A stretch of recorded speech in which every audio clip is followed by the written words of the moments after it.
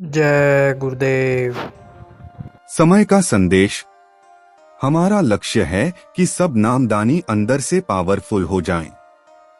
चाहे आज जो लोग नामदान लोगे आप या कल जो आएंगे नामदान मिलेगा, चाहे वो लोग हों और चाहे आप पुराने नामदानी गुरु महाराज के समय के हों और चाहे उसके बाद जिनको नामदान दिया गया इधर 12 साल में, तो वो लोग हों। आप सब लोग साधना करना।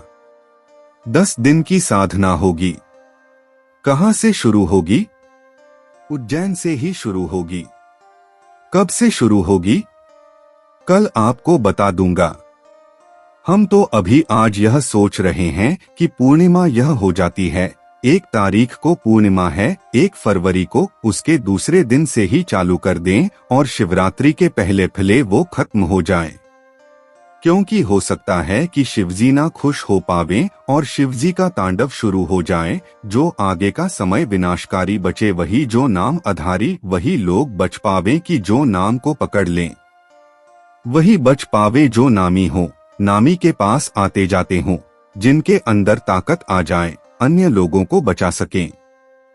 तो ज्यादा से ज्यादा उसमें अगर साधक हो जाएंगे, नामदानी लोग बैठने लग जाएंगे, शक्ति अपने अंदर ले आएंगे, तो कम से कम अपने परिवार को तो बचा लेंगे। कैसे? उदाहरण देकर समझाता हूं आपको। देखो, जिसका कमजोर शरीर होता है उसको ठंडी गर्मी का असर ज्यादा आता है। अब कोई मान लो बीमारी है या कोई आफत आ गई तो उसको तो अपनी ही जान बचाना मुश्किल होता है। लेकिन जो तंदुरुस्त होता है, हट्टा कट्टा पहलवान होता है, ताकत अपने अंदर ले आता है शरीर में, वह अपने परिवार की, पड़ोसियों की, अपने गांव के, मोहल्ले के लोगों की भी बचत कर लेता है। ऐसे आंतरिक शक्ति होती है, अंदर की ताकत होती है। तो वो ताकत ज्यादा से ज्यादा लोगों में आ जाए कि उनकी दृष्टि जहां तक पड़े वहां तक लोगों की जान बच जाए। तो हमारा निशाना तो यह है, जान बचाने का है। अब जितना जल्दी हो सकेगा इसमें बैठना है और बैठाना है लोगों को। उसकी योजना आप जो जिम्मेदार लोग हो संगत के बना लो। अभी जब और लोग आ जाएंगे, कल छुट्टी है, इतवार है, जिनको छुट्टी नहीं मिली वो जब कल आ जाएंगे तो कल आपको विस्तार में बता दिया जाएगा कि भाई यह साधना शिविर कहाँ लगेगी, कैसे लगेगी। उज्जैन में तो लगेगी, वो तो 10 दिन की होगी। 10 प्राणों की साधना उसमें कराई जाएगी। किया भी जाएगा, बैठा भी जाएगा और कराया जाएगा।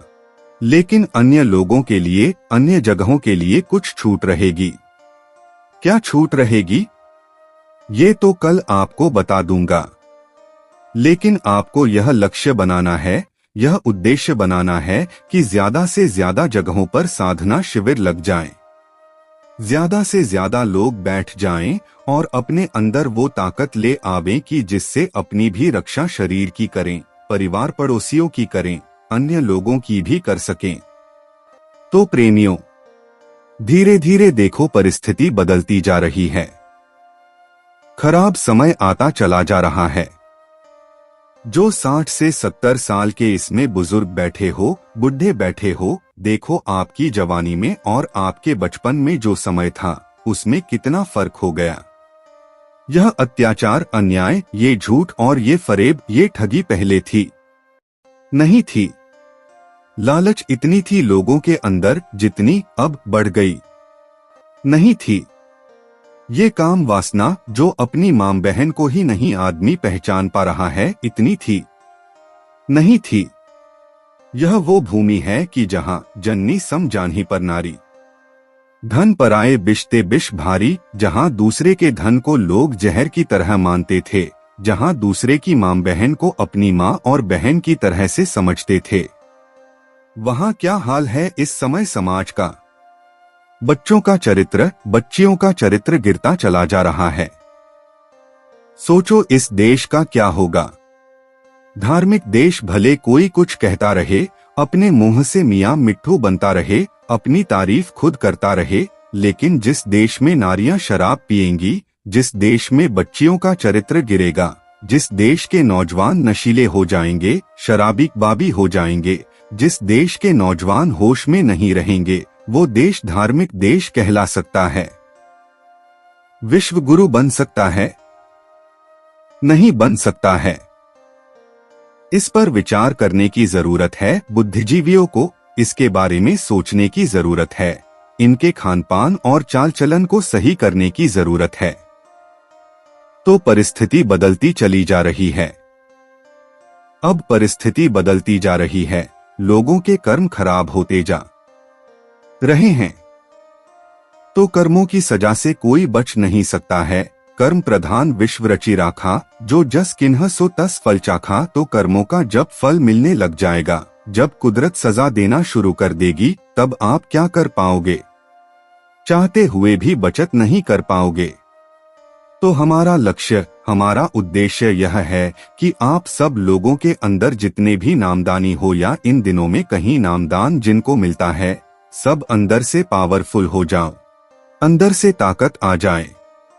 देखो प्रेमियों, जैसे गुरु का स्थान ऊंचा होता है, गुरु को सब लोगों ने शुरू में प्रणाम किया। गुरु के लिए कहा, गुरु बिन भव निधि तरह न कोई, जो बिरंचि शंकर सम होई। चाहे ब्रह्मा या शिव के समान कोई होगा, लेकिन बगैर गुरु के पार नहीं हो सकता है। तो गुरु कहाँ रहते हैं? मनुष्य शरीर में ही रहते हैं, लेकिन वो अपने अंदर ताकत लाते हैं, शक्ति लाते हैं। वो शक्ति उस मनुष्य शरीर में काम करती है। ऐसे साधक के अंदर भी शक्ति आ जाती है, ताकत आ जाती है, और उसी की कीमत, उसी की पावर होती है। उसी पावर की कीमत होती है। तो प्रेमियों, इसीलिए यह साधना शिविर वगैरह के लिए प्रेरणा दी जा रही है, बताया जा रहा है, समझाया जा रहा है। कल और विस्तार में बता दिया जाएगा और लोग आ जाएंगे, सुन लेंगे। फिर ज्यादा मेहनत इन प्रचारकों को, जिम्मेदारों को नहीं करनी पड़ेगी। जय गुरुदेव।